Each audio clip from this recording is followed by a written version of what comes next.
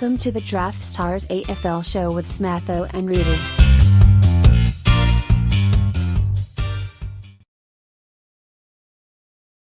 With thanks to Draftstars and Daily Fantasy Rankings, this is the Draftstars AFL show, a special edition for round 15 doubleheader action, the last doubleheader for season 2022. I'm Smatho. Roody's back here. We're going to be talking up the two games for Friday night here for Draftstars. Roody, thanks for joining me again.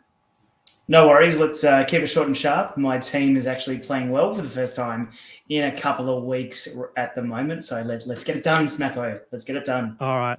No mucking around. All right. We've got two games for our $75,000 prize pool. Thanks to Draftstars, also the $500,000 AFL Live Final.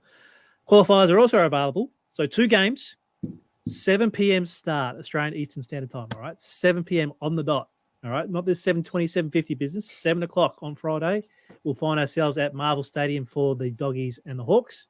And then around an hour and 40 minutes later, you'll be over in Perth for the Eagles and the Bombers. So you won't be getting final teams before the first match gets underway. So you will have to keep your eyes and ears to the socials throughout the day. So make sure you head up to DFR socials. They'll give you all the tips you need.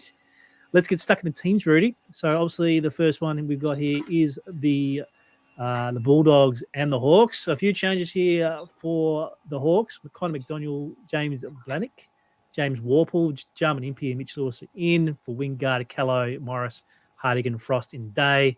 For the Bulldogs, Jordan Sweet obviously takes over Tim English, who is out with concussion, and Hayden Crozier is back in as well. Let me go to the other game here, Rudy, which is obviously the Eagles and the Bombers.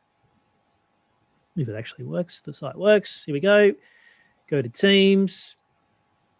So we've got here Josh Rotham, Liam Ryan, Tim Kelly for the Eagles for Sheed, who didn't get up. Greg Clark was the medical sub. Nelson and Jeremy McGovern is out again. Can't seem to get on the park, the poor lad. Cole Langford is back.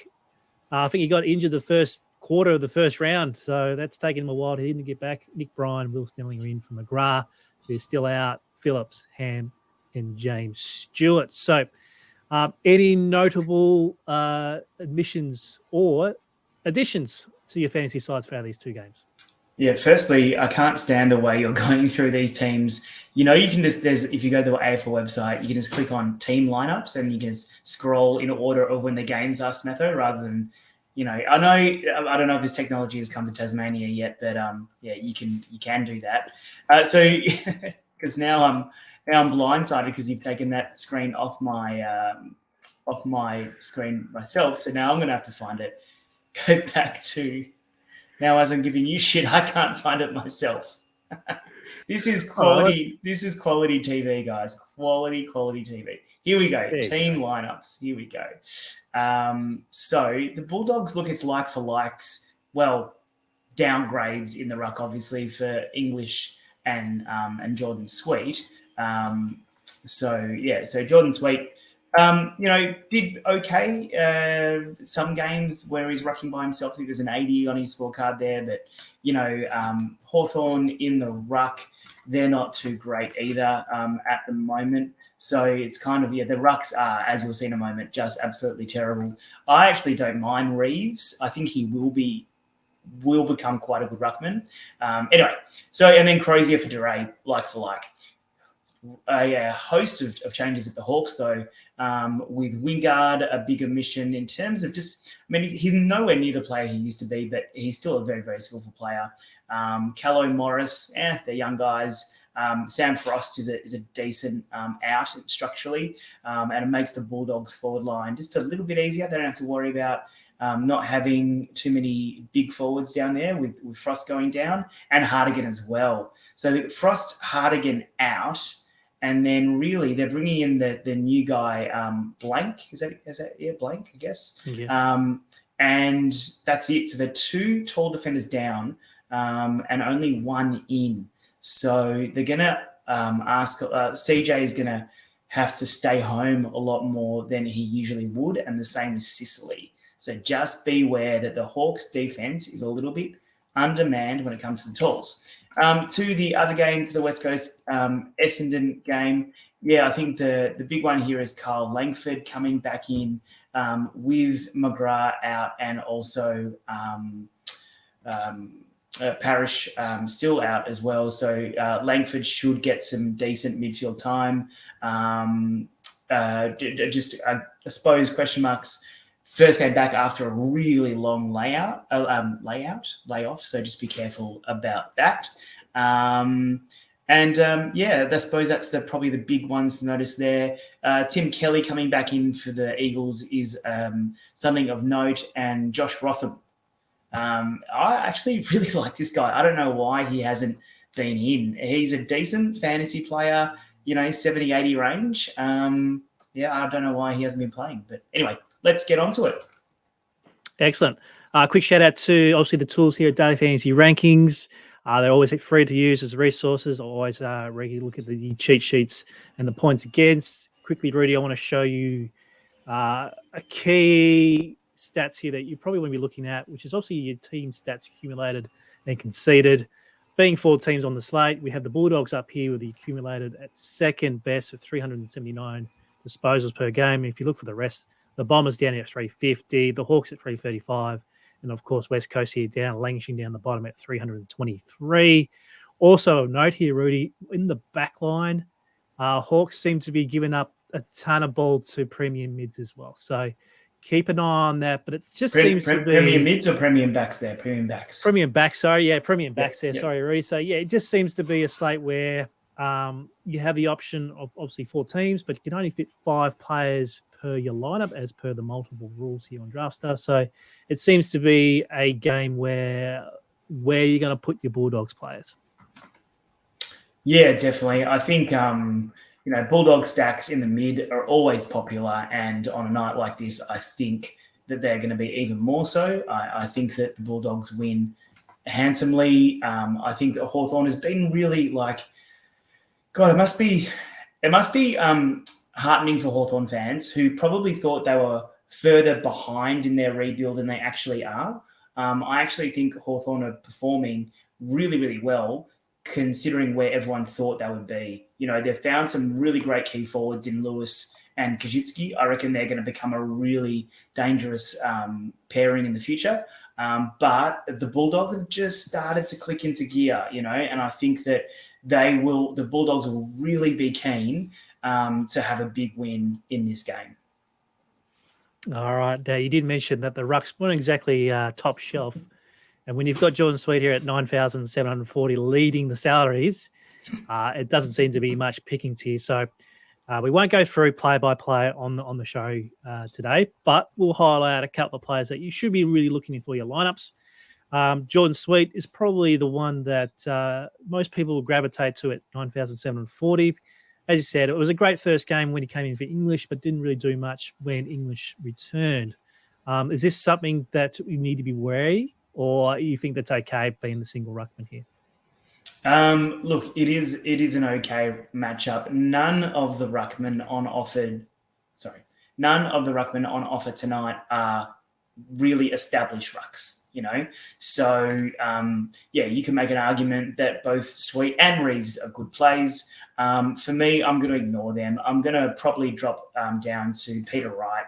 I think he's got the highest upside of any of the ruck options, given that he's not a ruckman, that he's a forward. And I think that Essendon win, I don't know if they'll win that game because West Coast have actually started to improve a little bit too. But at least he should have opportunities to score because West Coast have been pretty poor against key forwards, especially with McGovern missing again. So I think the opportunities should be there for Peter Wright. If I'm going to take another one, I would probably go with Reeves just because I really think he's a really decent ruckman. His ruck craft is really good. And I think he is... Actually, there was a field trip that we went down to Waverley Park, which is where Hawthorn train. And Damien Monkos is the Hawthorn ruck coach. And if those of you who are old enough to remember Monkey, he was Collingwood ruckman, and he was a big boy back then. But he is now as tall as he is wide, and Reeves has to battle against him every day. So Reeves would be a one choice, but I think I'd be locking in Peter Wright as my preferred ruck. Any love for the West Coast options here at 6K? It's Williams or Jamison? No. I think there's other places to go. Value hunting. The only thing I will say, you could maybe make an argument for Kajitsky, take the key forwards against Bulldogs line. Kajitsky does have a decent floor compared to his some of the other options there, but I wouldn't be going anywhere near Jamison or Williams. No point. Okay, let's get rid of these guys. Let's go to the defence. Obviously, James Sicily leads the defenders here at 14,020. Surprised to see Witherden as the emergency there at 13.6, so make sure you don't click on his name. The Bulldogs pairing at Daniel and Dale. Mason Redmond, who was very popular on our show last week at 12,880. Salute, the punters were 125. So a lot of people will be backing up Mason for us. So you'll be happy to click on Mason's name and move on? Yeah, I would. It's a good thing for me in my dynasty team that I've got Redmond and Ridley because they've swapped roles. Ridley's actually has to take more of the key defense role, and he's just been fantasy dust. He's to borrow a phrase from my YouTube idol in Adam Levitan. He's dusted. He's absolutely dusted, Jordan Ridley. So yeah, of those more expensive options, Smatho, initially before I saw the teams, I like Sicily. There we go, a bit of flow for you. But when I realised that he may have to play a more defensive role, I'm less keen at that price, especially considering the other really attractive midfield options. But yeah, I do like Redmond, 13,000, and his ceiling is really high. Game script's kind of independent. If they win, he should score well, and if they lose, he should score well as well. Going down the list, Shannon Hearn, don't mind a bit of him. He's had some relatively good scores and has a good historical ceiling at least.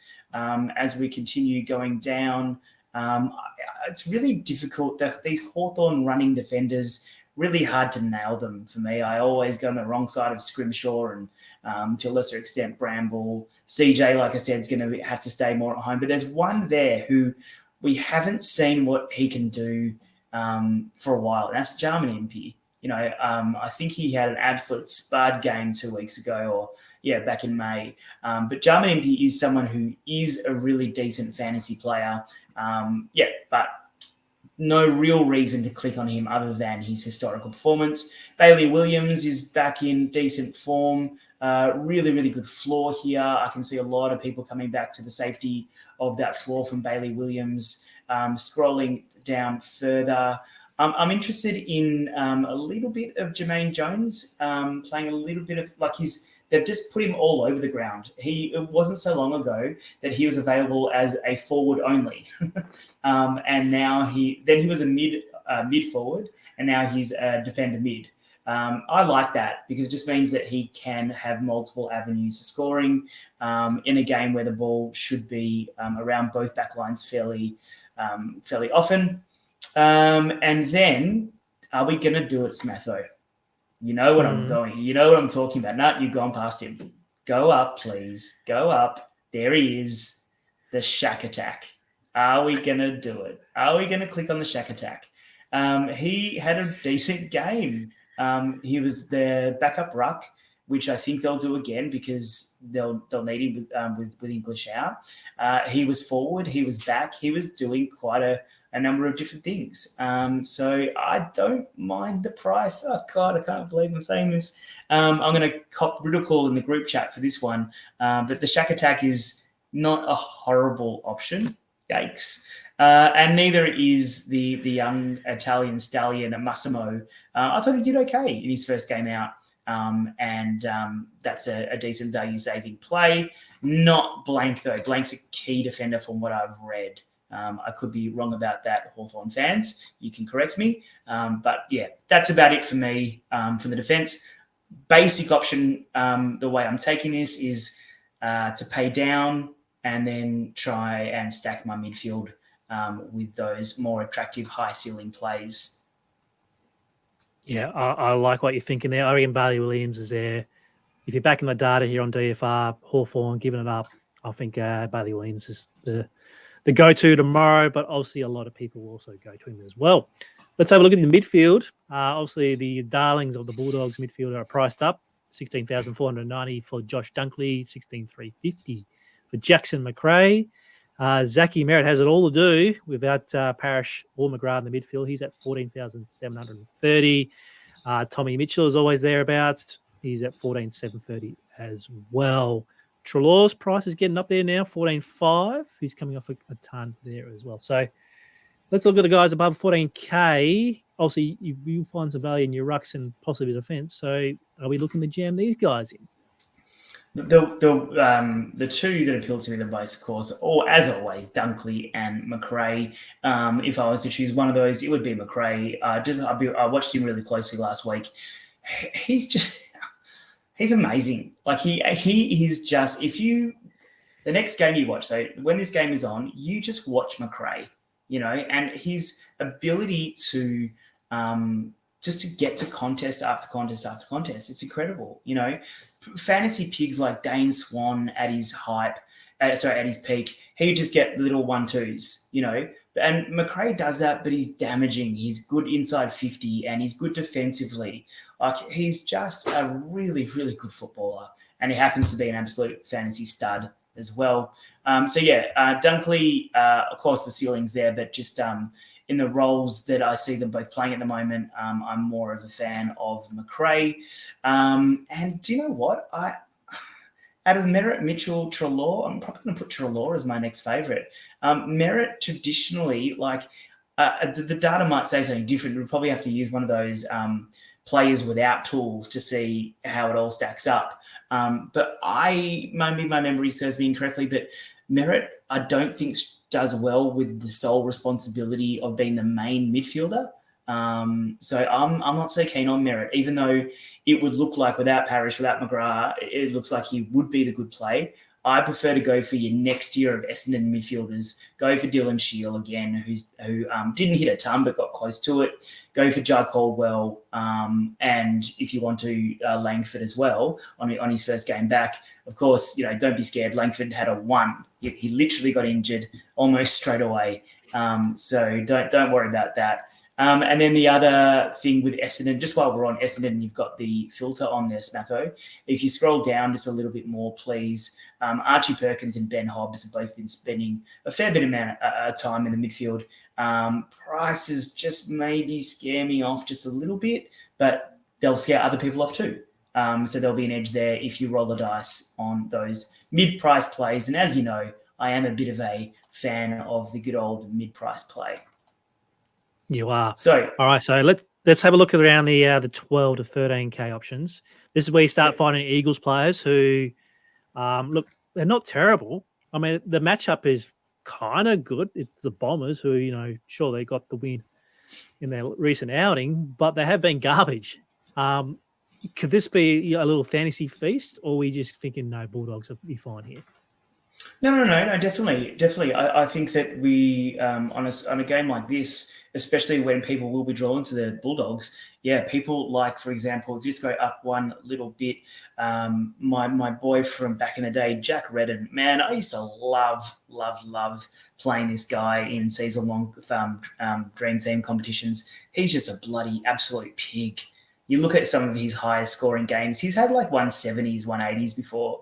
Like, he's just incredible. Obviously, he's a bit older now, but Jack Redden is on my list of midfielders.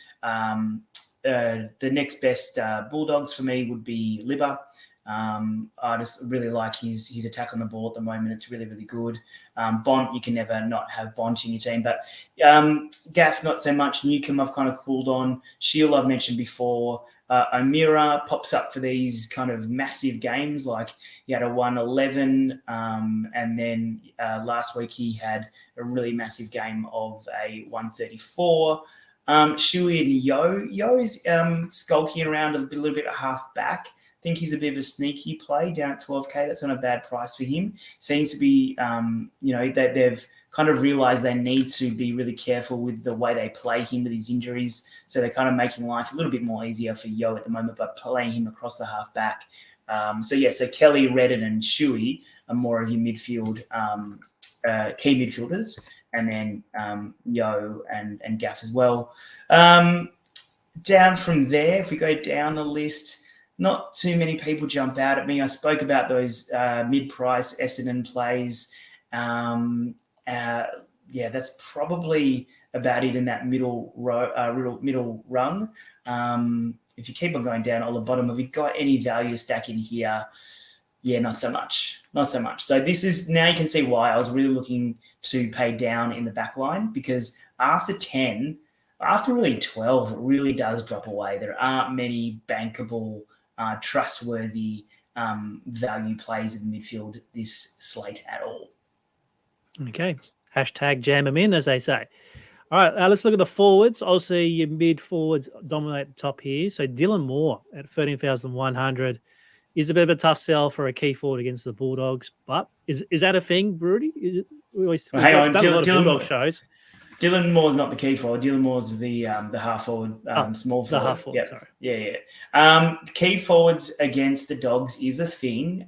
Last week, I think, was the first time it didn't pay off. I can't remember who the Dogs played last week. Can't remember. Was it the Bombers? Oh, yeah. The Bombers and the Dogs?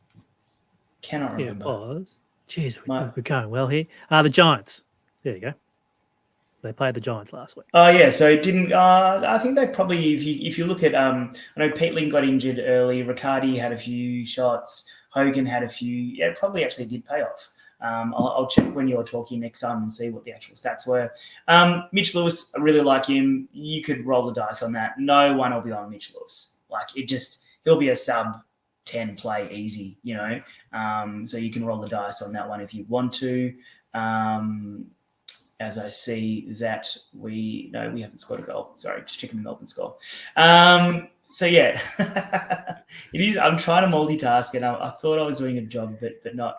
Speaking of the Melbourne game, can I just give a special shout out to let's jump into it. Special shout out to my podcast team from last night, which has Marcus Adams, who was my sneaky play on 9. Devin Robinson has actually done something. He's on 20. Wowzers. And I had Jared Lyons, who got injured as well, who is on, it's the bottom one, Smatho. It's the bottom one. Yeah. Not the top one in 47th. That's a Melbourne stack. But anyway, can you not show you? I can talk about it. You don't have to show it on the screen. You can give me some kind of, thanks. I appreciate that one. I'll get you back at the live final for that. Thanks very much. Yeah. I'm just enjoying you going off on a tangent all about yourself. So. Oh, mate, you should come to one of my classes. It's my classes. They're like one of my year 7s.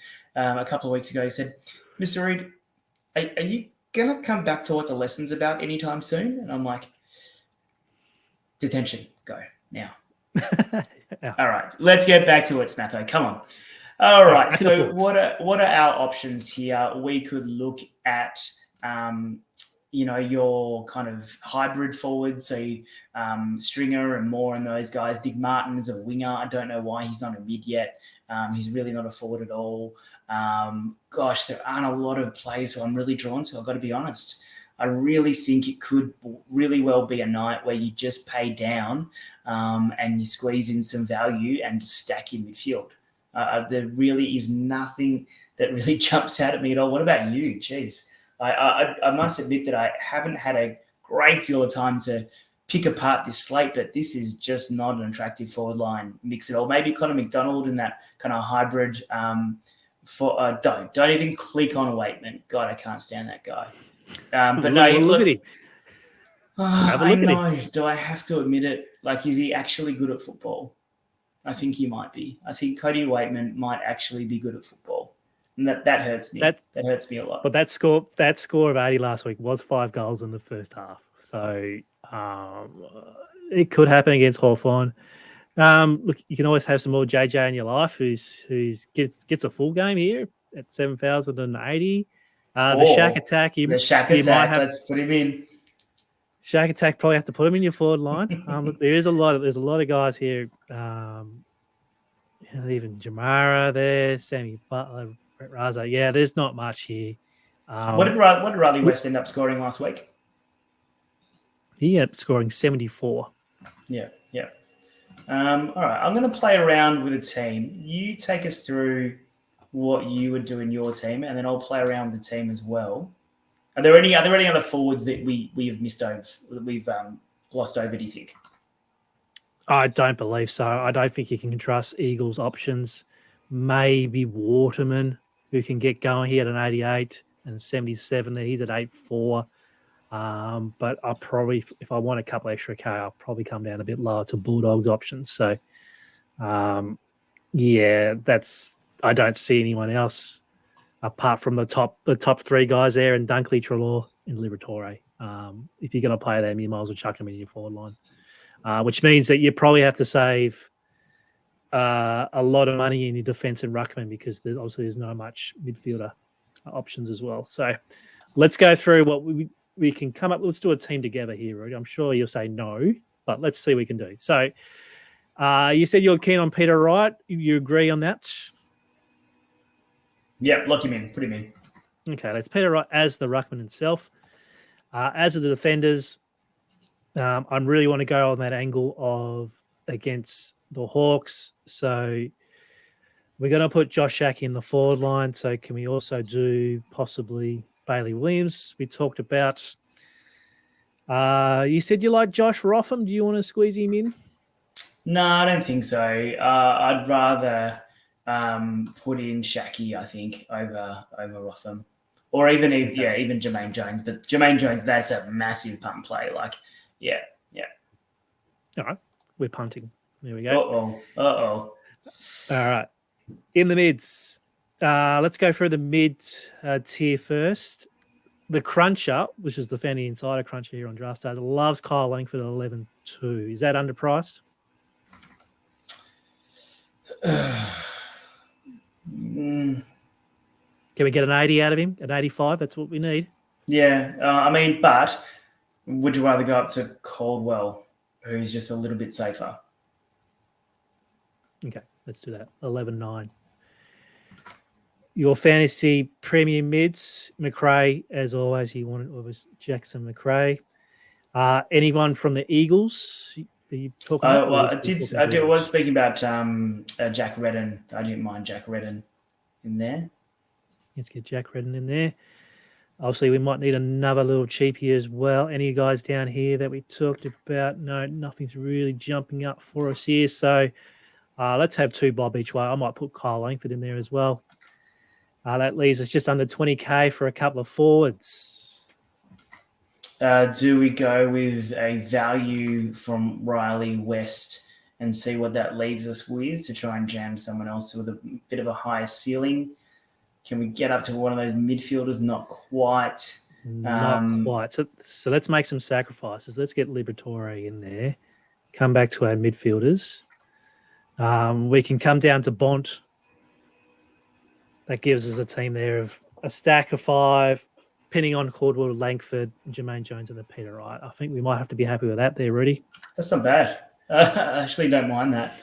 I was playing with a team myself. I've got blocked out of my Bulldog stack, so just let me see who I can afford to chuck in here that doesn't make me vomit. Okay, cool. So I've come up with a team of Peter Wright.